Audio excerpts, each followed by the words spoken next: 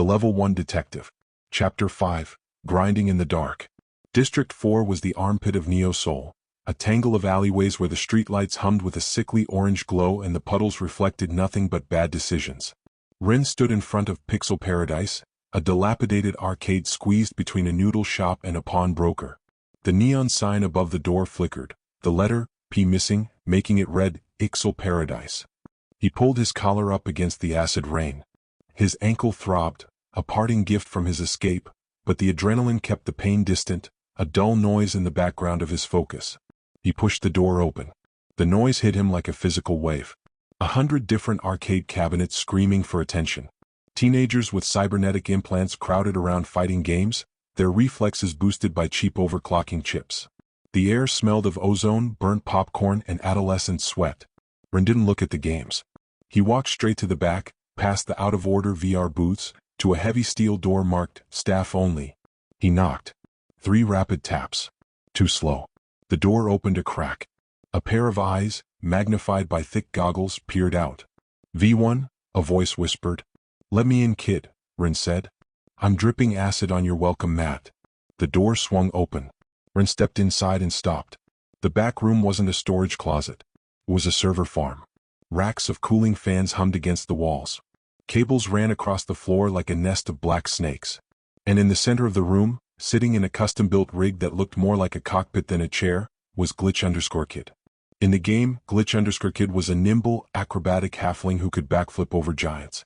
In reality, Jamie Park was 16 years old. He was pale, his skin translucent under the harsh fluorescent lights. And he was sitting in a wheelchair, his legs atrophied and thin, strapped into the seat with medical precision. A complex array of neural interface cables ran from the base of his skull directly into the server bank. Ren felt a pang in his chest, a sharp, cold echo of Kaito. Another life hooked up to a machine to escape the cage of the body. Jamie spun his chair around. He wasn't wearing his rogue's mask. He looked tired, terrified, and fiercely intelligent. You look like hell, Ren, Jamie said, eyeing Ren's torn coat and the blood on his temple. I've had a bad night, Ren grunted, limping over to a spare chair. Omni Corp sent a drone to redecorate my office. I saw the smoke on the news feed. Jamie turned back to his monitors. Screens displayed cascading lines of code, network traffic maps, and a 3D wireframe of the Elysium server architecture. They're scrubbing the net, Ren. Deleting forum posts. Banning accounts. They're trying to bury Wonderland. They can't bury us if we're not in the grave yet, Ren said. He reached into his pocket and pulled out the iron token. He tossed it to Jamie. Jamie caught it. He ran his thumb over the cold, heavy metal. The Black Citadel, Jamie whispered. Do you know what that is?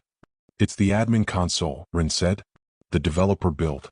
It's where they test the physics before they skin them. It's where they build the monsters. It's a dark zone, Ren, Jamie corrected, his voice serious. It's not just untextured. It's unregulated. There are no safety protocols. No pain dampeners.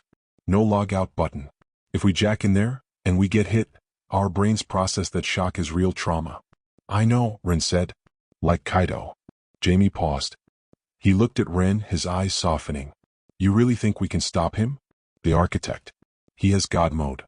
Gods bleed, Ren said, leaning forward. We proved that in the carousel. He's not omnipotent, Jamie. He's just a user with a higher permission level. And every system has a root directory. Ren pointed to the iron token. That coin is a backdoor key. It bypasses the login server. It drops us straight into the dev environment. He won't see us coming until we're already inside his walls. And then? Then we find the source code for Project Noah, Ren said. And we delete it. We burn his ark before he can load the passengers. Jamie looked at the token, then at his own paralyzed legs. In there, Jamie said softly, I can walk. I can run. In there, Ren said, you're the best thief on the server. Jamie smiled. A sharp, dangerous grin that belonged to Glitch_Kid. All right, Jamie spun his chair to the console. Hook up. Station 2. I've bypassed the IP trackers, but we only have a window of maybe 4 hours before the architect sweepers find our signal. Ren sat in the spare rig. It was an older model, a dive chair with manual restraints. He buckled himself in. He held the iron token in his hand. How does this work? Ren asked. There's no coin slot. It's an NFC tag, Jamie explained, typing furiously. Near-field communication. Hold it against the port on your helmet. Ren pulled the heavy VR helmet down. The smell of ozone and disinfectant filled his nose. He pressed the cold iron coin against the temple of the helmet. Beep. Unauthorized hardware detected. Override code accepted. Destination, null _01 / the Black Citadel. Warning, safety protocols disabled. Proceed. Ready? Jamie's voice came through the headset speakers. Let's break the game, Ren said. Login. The transition was brutal. Usually logging into Elysium felt like falling asleep, a gentle drift into light. This felt like being pulled through a straw. Ren gasped, his virtual lungs seizing as the world slammed into existence around him. He hit the ground hard. Clang. He scrambled to his feet, checking his hands. He was V1 again. The vagrant rags were back. But they felt heavier. The texture was rougher. The air was cold, bone-deep cold that bit through the digital fabric. He looked around. They were standing on a bridge. But it wasn't made of stone or wood. It was a wire frame, a grid of glowing white lines suspended in an endless, black void. Below the bridge there was nothing. No ground. No sky. Just infinite darkness. Jamie? Ren called out. His voice didn't echo. The sound was flat dead. I'm here, a voice said from the shadows. Glitch_Kid stepped out. But he wasn't the colorful, cartoonish halfling anymore. His avatar was monochrome. Black and white. His daggers were jagged shards of unrendered polygons. Texture failure, Glitch_Kid muttered looking at his hands. The Citadel doesn't waste processing power on skins. We're seeing the raw geometry. Ren looked ahead. At the end of the wireframe bridge stood the Black Citadel. It was a monstrosity. A fortress of impossible architecture, towering miles into the non-existent sky. It was built of black blocks, shifting and rotating like a Rubik's Cube solving itself. There were no windows. No banners. Just walls of obsidian code. Zone, the Black Citadel. Level? Status, hostile. That's it, Ren said. The architect's home. We have to cross the bridge, Glitch_Kid pointed. But look. Ren squinted. The bridge wasn't empty. Roaming the grid were shapes. They looked like wolves, but they were wrong. Their bodies were unfinished. Some were missing legs, dragging themselves on polygons. Others were inside out, their wireframes exposed. Mob, rejected under level error. Prototypes, Ren realized. Deleted monsters. This is where the code goes to die. They're aggressive, Glitch_Kid warned, drawing his jagged daggers. And Ren, check your HUD. Look at your HP. Ren looked. HP 50/50ths. Regan, 0. No regeneration, Ren noted. In a dark zone, health doesn't come back over time. Damage is persistent. And pain, Glitch_Kid added quietly. Pinch yourself. Ren pinched his arm. It hurt. Sure. Real. Okay, Ren exhaled. We play careful. No tanking. No aggro pulls. We sneak. On a wireframe bridge with no cover? Glitch_Kid raised an eyebrow. Good luck with that. We don't need cover, Ren said, watching the movement of the prototype wolves. We need logic. Look at them. They're glitching. They reset every 10 seconds. Ren pointed. A wolf would lunge, snap its jaws, and then blip back to its starting position. They're looping, Ren said. They're just animations testing a hitbox. If we time it right, we can walk right through the gaps in their patrol. And if we mistime it? Then we become part of the floor. Ren stepped onto the bridge. The white grid lines hummed under his feet. Follow my lead. On my mark. They moved. It was a dance of deduction. Ren watched the wolves. Wolf A, lunge, bite, reset. 3-second interval. Wolf B, howl, circle, reset. 5-second interval. Now, Ren moved. He stepped into the space where Wolf A had just been. The wolf reset, appearing behind him. Glitch_Kid followed, his small size an advantage here. They weaved through the pack of unfinished monsters. It was terrifying. The wolves didn't growl. They made sounds like static bursts and dial-up tones. Their jaws snapped inches from Ren's face, teeth made of razor-sharp triangles. They were halfway across the bridge when Ren stopped. Blocking the path was a guardian. It wasn't a wolf. It was a humanoid figure twice the size of a man. It had no face, just a smooth block for a head. It held a hammer that looked like a banhammer icon. Mob, debug interface, behavior, sentry. It wasn't looping. It was standing still. Watching. It sees us, Glitch_Kid whispered. It's tracking our inputs. It's a debug unit, Ren analyzed. It's designed to fix errors. If we act like players, it attacks. If we act like errors, maybe it ignores us. Act like errors? How? Glitch, Ren said. Walk into the wall. Spam the jump button. Break your animation. What? Do it. Confuse its logic. Ren ran toward the edge of the bridge. He didn't attack. He ran into the invisible barrier at the edge of the wireframe. He started running in place, jerking his avatar back and forth. Glitch_kid caught on. He started crouching and standing rapidly, teabagging the air, spinning in circles. The debug unit raised its hammer. Then it paused. Its head tilted. Query, object behavior inconsistent. Analysis, pathfinding error? The AI couldn't decide if they were intruders or just broken code. It hesitated. Now, Ren shouted. Run past it. They bolted. The debug unit swung its hammer, but the hesitation had cost it a second. The hammer slammed into the grid behind them, sending a shockwave of white lines rippling through the bridge. They reached the other side. The massive obsidian gates of the Citadel loomed over them. Ren slammed his shoulder against the gate. It didn't budge. Locked, Ren panted. No keyhole, Glitch_kid checked. No handle. Just code. On the surface of the gate, lines of text were scrolling rapidly. If user equals admin, open, else, kill. It's a conditional statement, Ren said. We need to trick it into thinking we're admins. We don't have the privileges. No, Ren pulled out the iron token. But we have the token. He pressed the token against the scrolling text. The text stopped. It analyzed the object. Object recognized, legacy access key. Warning, key is obsolete. Updating drivers. The gate shuddered. The black blocks began to rearrange themselves, creating an opening. Legacy key, Ren muttered. This token, it's from the original build. Before Omni Corp took over. Before the architect went rogue. Ren, Glitch grabbed his arm. Look. Ren turned. Behind them on the bridge, the debug unit had recovered. And it wasn't alone. Rising from the abyss on either side of the bridge were more shapes. Flying shapes. Wyverns made of wireframe and read error messages. Swarms spawned. We triggered the alarm, Glitch said. Get inside. Ren pushed the kid through the opening gap. They squeezed into the Citadel just as the wyverns dived, their screeching cries shattering the silence of the void. The gate slammed shut behind them. Boom. Silence returned. Ren slid down the wall, clutching his chest.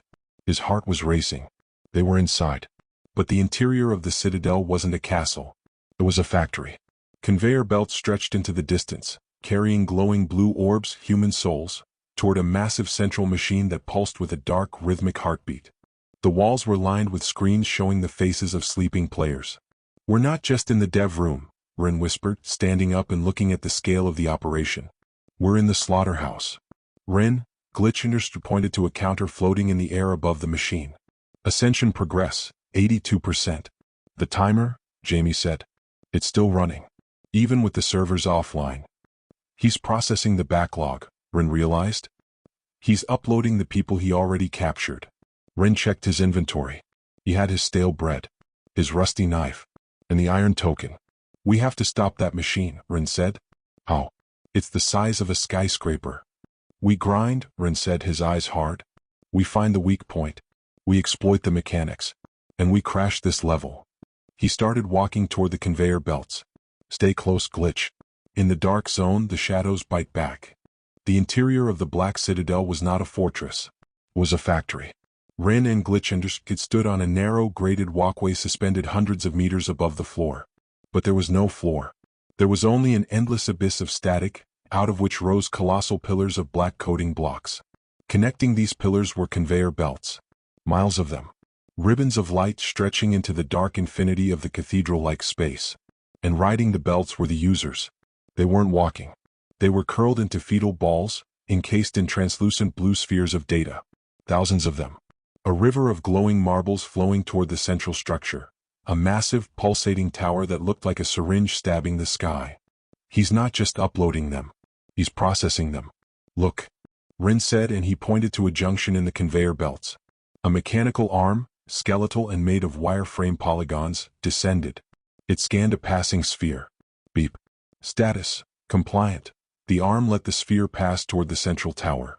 It scanned the next one. Bus. Status, resistant. The arm snatched the sphere. It didn't destroy it. It dropped it into a secondary chute marked with a glowing red sigil. Reformatting. Reformatting? You mean, brainwashing? Glitch_kid shivering. Debugging, Ren corrected grimly. The architect views free will as a glitch. He's stripping them. Removing the parts that fight back. Fear. Anger. Hope. Ren looked at the endless stream of blue lights. Each one was a person. A kid playing in their bedroom. A salaryman blowing off steam. Sun King. We have to stop the line, Glitch said, reaching for his daggers. If we cut the power. There is no power, Ren said, tapping the railing. This isn't electricity. It's logic. The system runs on a script. If you cut a wire here, the code just reroutes. To stop it, we have to crash the logic. Ren froze. He held up a hand. Hide, he whispered. They ducked behind a stack of unrendered crates, labeled asset_crate_01. Coming down the walkway was a custodian. It wasn't a wolf or a soldier. It was a monstrosity of game development hell. It looked like a human torso fused to a mass of tangled cables. It pulled itself along the floor with hands that were too large, too long. Its face was a smooth, white mask with no features, only a barcode stamped on the forehead. Mob, sanitizer under 7, level, 99, behavior, aggressive cleaning. It held a weapon, a staff that ended in a glowing eraser tool. Anything it touched turned white, then vanished. Level 99, Glitch mouthed, his eyes wide. It's a GM tool given form. One hit and we're deleted. The sanitizer stopped. Its featureless head swiveled. It sniffed the air, or simulated the action of sniffing. Unauthorized. Data. Detected. It droned. The voice sounded like grinding stones. It turned toward the crates. Our internal monologue. It smells us. Not our scent. Our code. We are foreign objects in a sterile environment. Ren, Glitch whispered, gripping his daggers. I can try to kiting it, lure it away. I have high agility. No, Ren grabbed his wrist. You can't dodge a deletion command. This thing doesn't roll for hit chance. It selects and removes. Ren looked around. The walkway was narrow. Nowhere to run. Below them, the conveyor belts hummed. Above, the endless dark. They were trapped. Ren looked at the sanitizer. Then he looked at the crates they were hiding behind. Asset, crate, tags, environment, destructible, physics. Ren's mind raced. He was a detective. He solved problems by finding the flaw in the alibi. What was the flaw here? The sanitizer cleans bugs. It removes things that don't belong. Kid, Ren whispered. Your inventory. Do you have any trash items? Junk loot? What? Yeah. I have some goblin teeth, a broken hilt, and a jar of slime. Give me the slime. Glitch_kid handed him the jar. Item, corrosive slime, quest item. That's not trash, Ren noted. That's a quest item. It has a essential tag. It can't be destroyed by normal means. So let's see what happens when the janitor tries to throw away something the universe says you can't throw away. The sanitizer was 5 meters away. It raised its eraser staff. The tip glowed with blinding white light. Purge. Initiated. Now, Ren shouted. He stood up. He didn't throw the slime at the monster. He threw it at the sanitizer's feet. Splash. The jar shattered. Green, glowing goo spread across the metal grating. The sanitizer stepped into it. System alert. Movement speed reduced. The monster looked down. The slime was sticking to its cables. It was messy. It was unauthorized data clinging to its own body. The sanitizer's logic loop panicked. Contamination. Chassis. Initiating. Self-clean. The monster turned its eraser staff on itself. It tried to delete the slime on its leg. Zap. The white light hit the slime. But the slime was a quest item. It had the indestructible tag.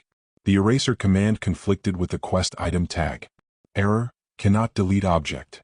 Retrying, error, cannot delete object. Retrying. The sanitizer froze.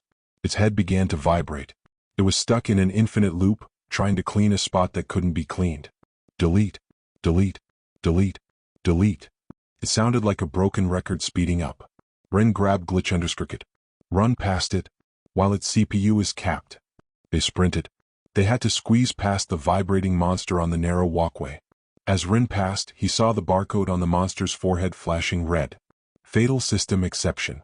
Boom. Behind them, the sanitizer didn't explode. It imploded. It folded in on itself with a sound like crushing a soda can, vanishing into a single pixel of white light, then nothing. You crashed it, Glitch and Skirt panted as they reached the safety of the next platform. You logic bombed a level 99 mob using newbie slime. It wasn't a mob, Ren said, straightening his coat. It was a script. And scripts have no imagination. They stood before a massive elevator platform. It was the only way up to the central tower, the architect's sanctum. But the elevator wasn't empty. Blocking the path was a gate. And guarding the gate was not a monster. It was a player. Or rather, the ghost of one. Standing there, clad in the black and red armor of the Blood Oath Guild, a rival of the Solar Dynasty, was a berserker. He held a massive axe. His face was pale, his eyes the same scrolling red code as Sun King's corpse. Player, Axender, deceased. Status, puppet. Axe King? Glitch_Kid gasped. He was the number 2 player. He disappeared a week ago. He didn't disappear, Ren said quietly. He was recruited. The corpse puppet raised its head. It didn't speak with a voice. It spoke with text floating above its head, a chat bubble that dripped like bleeding ink. Message, turn back V1. The admin is busy. We need to pass, Ren said. Message, no passage. Only upload. Axe King raised his axe. The weapon glowed with a dark, purple aura, void damage. Ren, Glitch step back. I can't fight him. His stats, even as a corpse, his strength is 900. One hit will splash damage us both. Ren looked at the puppet. He looked at the axe. He's a player character, Ren said. That means he follows player rules. Even if he's hacked. So players have cooldowns. Ren stepped forward. He had no weapon. Only his vagrant tunic and his wits. Hey Axe King. Ren shouted. Remember the raid on Molten Core? You missed the final hit. The puppet paused. A flicker of memory? Or just the system processing the keyword raid? Message, I never miss. You did. Ren taunted. You lagged out. The puppet roared, a soundless animation of rage. It charged. It swung the axe. A massive, horizontal cleave designed to decapitate multiple enemies. Skill whirlwind. Ren dropped to the floor. The axe passed inches above his head. The wind pressure nearly tore his wig off. Kid. Now. Disarm. Glitch didn't hesitate. He dashed out from the shadows. He didn't aim for the puppet. He aimed for the weapon. The rogue skill, disarm, had a low success rate on bosses. But on players? It was a standard mechanic. Glitch_Kid's dagger hook caught the axe handle. Skill check, success. The axe flew out of the puppet's hands, clattering off the edge of the platform and falling into the abyss. The puppet froze. Its primary attack routine was broken. It stared at its empty hands. Message error. Weapon not found. It started to reach for its inventory to equip a backup weapon. Don't let him re-equip. Ren shouted. Ren tackled the puppet. It was like tackling a statue. Ren bounced off, his shoulder bruising. But he wasn't trying to knock him down. He was reaching for the puppet's belt pouch. He grabbed it. He ripped it open. Potions spilled out. Gold coins. And a teleport stone. Ren grabbed the stone. He smashed it against the puppet's chest. System, teleport initiated. Go home, Ren whispered. Destination, starting zone Riverwood. The puppet shrieked in text bubbles. And no. But the mechanic was absolute. The blue light of the teleport stone engulfed the berserker. Axe King vanished. Teleported back to the newbie village miles away from the fight. The path was clear. Glitch stared at the empty space. You just banished the number 2 player to the tutorial zone. He'll be back, Ren said, breathing hard. But it'll take him an hour to run back here without a mount. That's all the time we need. Ren walked to the elevator controls. He punched the button. The platform groaned and began to rise. They were ascending. Up the needle. Toward the syringe's plunger. Ren, Glitch said, sitting on the floor of the elevator. That puppet, it was sad. Did you see the chat logs? It was crying. I know, Ren said. He looked out at the factory floor below, receding into the distance. The river of blue souls looked like a vein of stars. That's why we have to end this. It's not a game anymore, kid. It's a purgatory. The elevator stopped. The doors opened. A blast of cold air hit them. They weren't in a factory anymore. They were in a cloud server.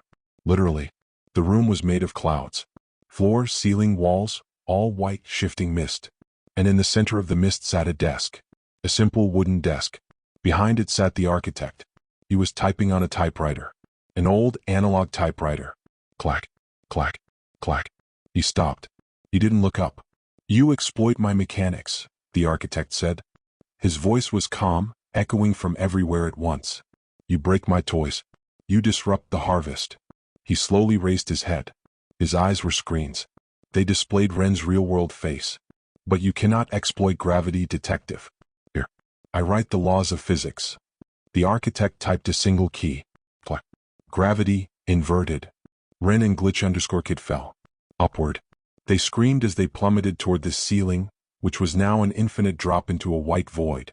"Grab something," Ren yelled. But there was nothing to grab. The clouds were smoke. They were falling into the sky. Falling up is not like falling down. When you fall down, you expect an impact. The ground is a promise. It's a period at the end of the sentence. When you fall up, there is no period. There is only the ellipsis of the infinite void. Ren tumbled through the white mist of the cloud server. Gravity was dragging him by the ankles, pulling him away from the Black Citadel, away from the factory floor, and into the blank, featureless skybox of the developer build. Beside him, Glitch_Kid was screaming. The sound was thin and terrified, swallowed instantly by the rushing air. "Ren, do something." Ren flailed, trying to swim through the air. But air offers no purchase. He looked down, which was now up. The architect's desk was a tiny speck receding fast. The architect wasn't chasing them. He didn't need to. He had simply flushed them out of his reality. Vagrant physics. Ren gritted his teeth, forcing his mind to work through the panic. Think. Every map has a boundary. Every skybox has a ceiling. If they kept falling, they would eventually hit the build height limit. And in a dark zone, hitting the limit usually meant one of two things. You bounced or you glitched through the geometry and fell forever. Warning, approaching zone boundary. Altitude, 10,000 meters and rising. The air was getting thin. Ren's avatar began to flicker. "Kid," Ren shouted. "Grab my hand." Glitch_Kid reached out. Their fingers brushed, then locked.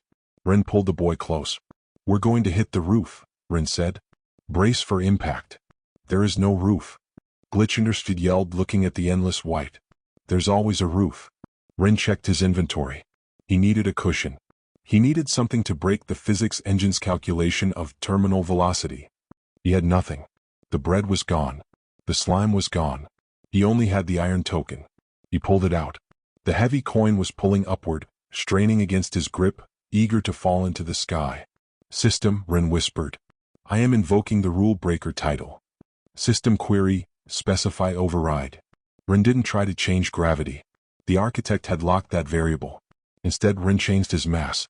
In a game, mass is just a number attached to a character model to calculate collision. "Set mass to maximum," Ren commanded. "Make me heavy. Make me an anchor." Warning, increasing mass without increasing model size may cause density singularity. Proceed. Do it. Ren felt his avatar condense. He didn't get bigger. He got denser. He felt like a neutron star wrapped in skin. The upward fall slowed. Gravity was pulling him up, but his sheer, impossible weight was fighting it. The acceleration curve flattened. They weren't stopping, but they weren't rocketing anymore. They were drifting. And then they saw it. The ceiling. It wasn't a wall. It was a grid. A massive, translucent wireframe net stretched across the sky, pulsating with neon blue energy. This was the Skybox Collider. The hard limit of the game world. They hit it. Thud. It wasn't a bone-breaking impact. It was like hitting a giant trampoline. The grid bowed upward under their weight, groaning with a digital bass note. Ren and Glitch_Kid hung there, pressed against the ceiling of the universe by the inverted gravity. Below them, above them, the white void stretched endlessly. "We're stuck," Glitch_Kid wheezed, his face pressed against the glowing grid. "We're flies on flypaper." Ren tried to move. His new density made it hard. He felt like he was moving underwater. "Look," Ren said, pointing along the grid. Floating in the sky, near them were objects. They weren't clouds. They were assets. Massive, untextured shapes. A half-finished dragon model. A castle tower with no door. A giant, floating head of an NPC that had never been used. The scrapyard, Ren realized. This is where the architect puts the things he deletes. He doesn't destroy them. He just moves them out of bounds. Great, Glitch understood. We're in the trash can. Trash is a resource, Ren said. He canceled his mass override. Mass reset, normal. He floated easier now. He grabbed the grid wires and pulled himself along the ceiling, dragging Glitch understood. Where are we going? To that, Ren pointed. Floating 100 meters away was a massive object. It looked like a door. But it wasn't a normal door. It was a freestanding double-door archway, intricate and gothic, made of obsidian and gold. It was identical to the gate of the Black Citadel. But this one was closed. And it had a label floating above it in debug text. Asset, backdoor undersea 1.0, status, deprecated / unused. A beta asset, Glitch undersea. An unused entrance. Or an emergency exit, Ren said. The architect is meticulous. He wouldn't build a prison without a key for himself. They crawled across the sky grid. The wind howled around them. They reached the door. It was floating sideways, anchored to nothing. Ren grabbed the handle. Lock. Error. Door is not linked to a zone. It goes nowhere, Glitch undersea said. It's just a prop. It's code, Ren said. It has a teleport function script attached to it. It just needs a destination. Ren pulled out the iron token. He pressed it against the keyhole. Access granted. Please select destination. A menu popped up, but it was corrupted. The list of zones was a jumble of glitched text. Riverwood error, the Ashwoods error, Sector 9 deleted. There was only one valid destination left. A new entry at the bottom of the list, glowing red. The throne room event. The throne room, Ren read. That's where the architect is. That's the center of the Citadel. That's a raid boss room, Glitch understood warned. If we teleport there, we spawn right in front of him. And this time he won't just invert gravity. He'll erase us. We can't fight him alone, Ren agreed. He looked at the floating junk around them. The half-finished dragon. The giant NPC head. The debris of 1,000 cancelled ideas. An idea formed in Ren's mind. A crazy, game-breaking idea. Kid, Ren said. Can you hack the party system? Maybe. Why? The architect is running a raid event, Ren said. The Grand Ascension. It's designed for a full raid group. 40 players. So right now it's just us. 2 players. We're underleveled and undergeared. Ren pointed at the floating dragon model. It was missing its skin, just a skeleton of hitboxes and AI pathing. But we're in the asset library. We have access to every monster, every NPC, every boss the architect ever threw away. Glitch understood's eyes widened behind his goggles. You want to recruit them? I want to form a party, Ren smiled. A raid group made of glitches. Ren floated over to the dragon. He touched the wireframe skull. Object, prototype, AI status, dormant. Ren focused his admin will. Wake up. The wireframe shuddered. Empty eye sockets flared with blue light. The dragon roared, a soundless vibration that shook the grid. System, new party member joined. Ren moved to the next asset. A discarded battalion of skeleton warriors. Wake up. System, new party members joined. He moved to the giant NPC head. It was an unfinished boss model, just a floating face with a health bar of 1 million.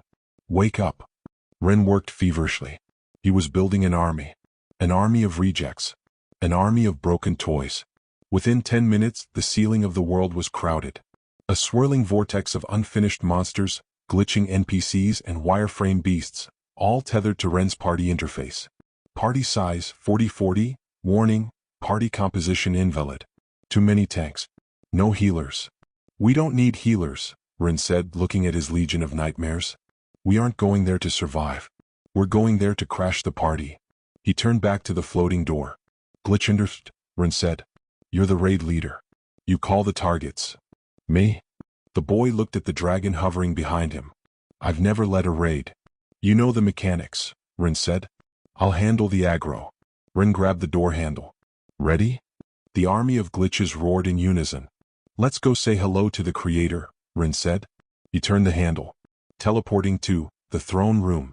The door opened. Not into darkness but into blinding red light. Ren stepped through, dragging the sky with him.